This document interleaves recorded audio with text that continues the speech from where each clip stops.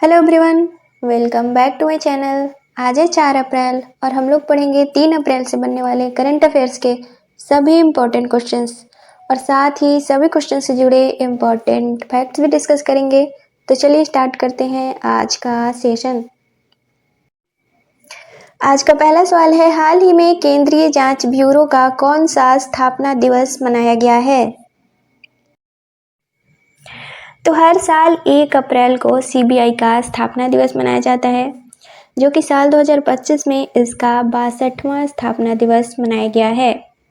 आज सीबीआई भारत की सबसे बड़ी जांच एजेंसी है, लेकिन सीबीआई भारत की सबसे बड़ी जांच एजेंसी बनी कैसे, तो इसको समझते हैं।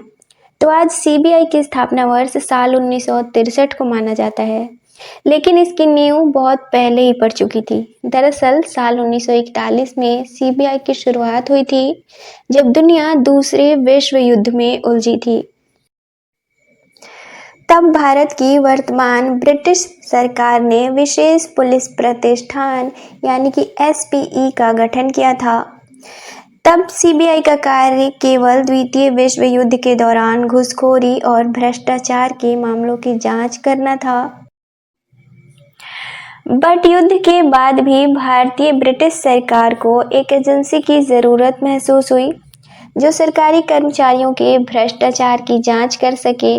तो इसलिए साल 1946 में दिल्ली विशेष पुलिस प्रतिष्ठान अधिनियम लागू किया गया। यही आगे चलकर सीबीआई बनी और एसपीई गृह मंत्रालय के अंतर्गत कार्य करने लगा। 1 अप्रैल साल 1963 को गृह मंत्रालय के संकल्प द्वारा दिल्ली विशेष पुलिस प्रतिष्ठान को सीबीआई नाम दिया गया। इसलिए सीबीआई की स्थापना वर्ष 1 अप्रैल साल 1963 को माना जाता है।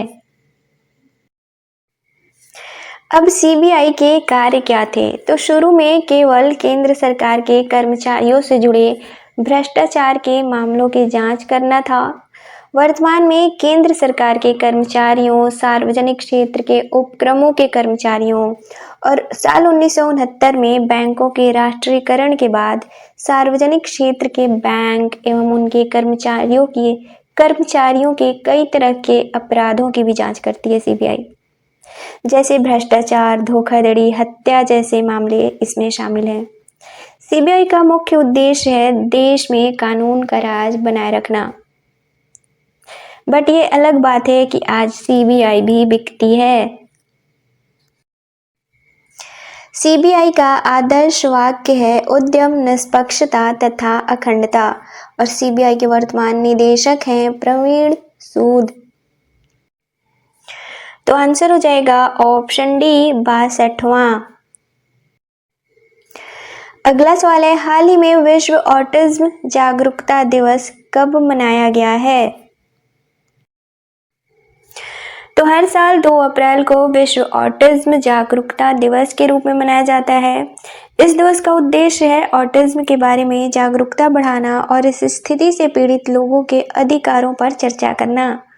इसकी शुरुआत साल 2007 में संयुक्त राष्ट्र महासभा द्वारा ऑटिज्म के प्रति जागरूकता बढ़ाने के उद्देश्य से की गई थी। साल 2025 के लिए इस दिवस की थीम है न्यूरो डाइवर्सिटी को आगे बढ़ाना और संयुक्त राष्ट्र सतत विकास लक्ष्य।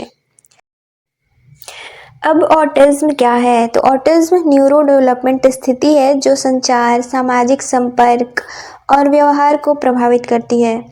यह सामान्य तौर पर बचपन में शुरू होता है। तो आंसर हो जाएगा ऑप्शन बी 2 अप्रैल। अगला सवाल है, हाल ही में प्रधानमंत्री की निजी सचिव कौन नियुक्त की गई हैं? तो साल 2014 बैच की आईएफएस अधिकारी निधि तिवारी को हाल ही में भारतीय प्रधानमंत्री का निजी सचिव नियुक्त किया गया है।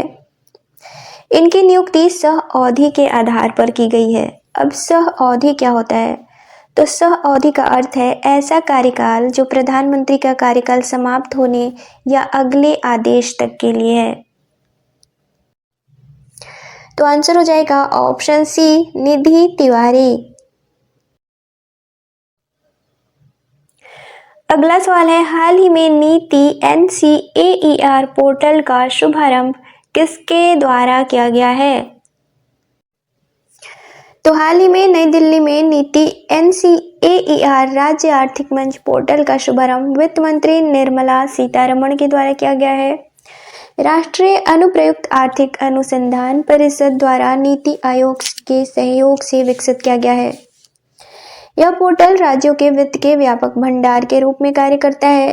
साल 1990-91 से 2022-23 तक सामाजिक, आर्थिक और राजकोषीय मापदंडों पर यह पोर्टल डेटा भी प्रदान करता है।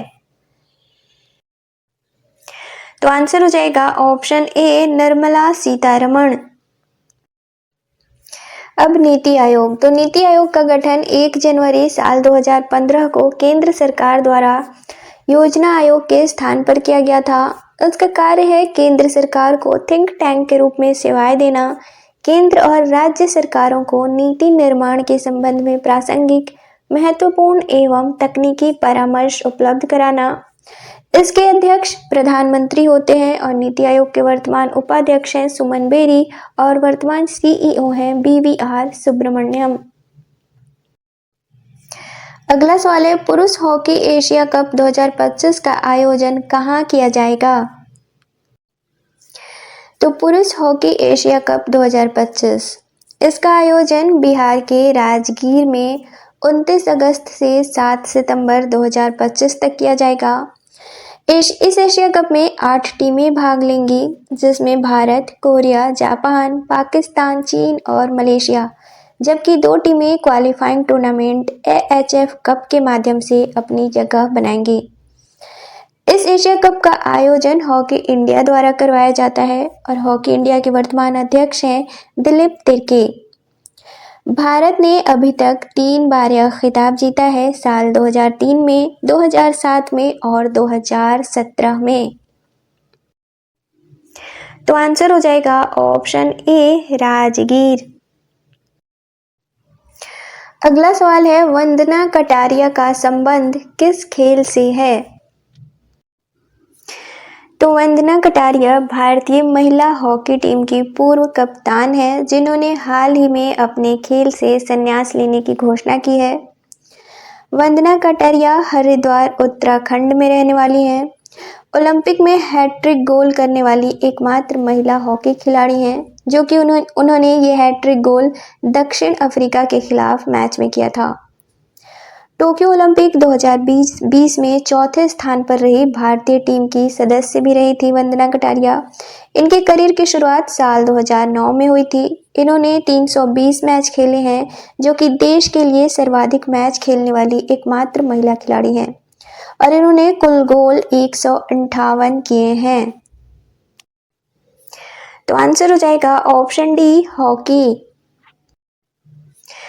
अगला सवाल है, हाल ही में मियामी ओपन 2025 का एकल खिताब किसने जीता है?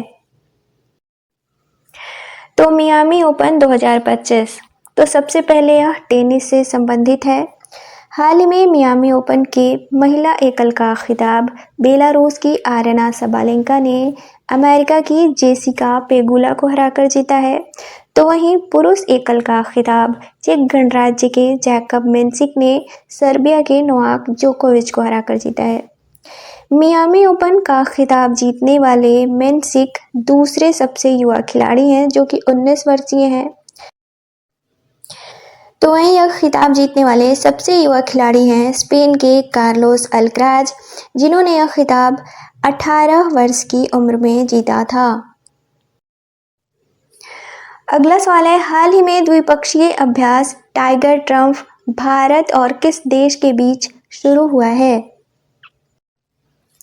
तो एक्सरसाइज टाइगर ट्रम्प अमेरिका और भारत के बीच एक द्विपक्षीय त्रिसेवा अभ्यास है।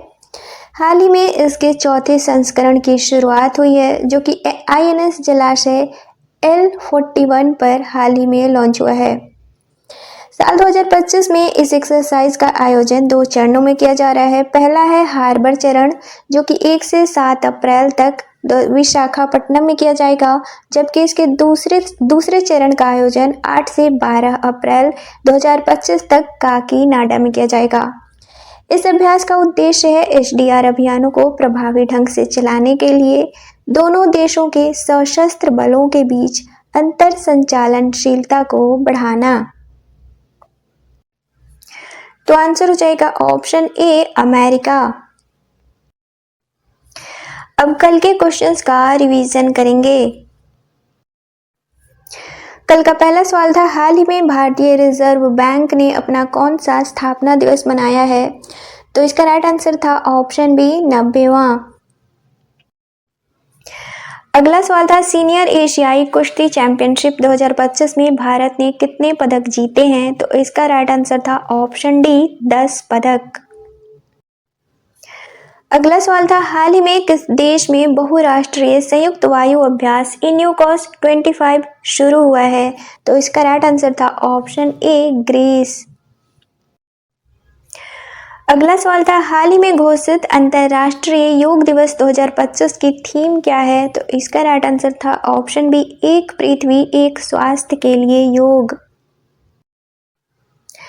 अगला सवाल था, हाल ही में घोड़ा जात्रा उत्सव कहाँ आयोजित किया गया है? तो इसका राइट आंसर था ऑप्शन सी नेपाल। अगला सवाल था, हाल ही में आरबीआई द्वारा किस बैंक पर जुर्माना लगाया गया है? तो इसका राइट आंसर था ऑप्शन सी ए और बी दोनों। अगला सवाल था, हाल ही में दुनिया का दूसरा सबसे बड़ा चाय निर्यातक देश कौन सा बना है? तो इसका राइट आंसर था ऑप्शन ए भारत। अगला और कल के सेशन का लास्ट क्वेश्चन था, हाल ही में अभ्यास प्रचंड प्रहार कहाँ आयोजित किया गया है? तो इसका राइट आंसर था ऑप्शन बी अरुणाचल प्रदेश।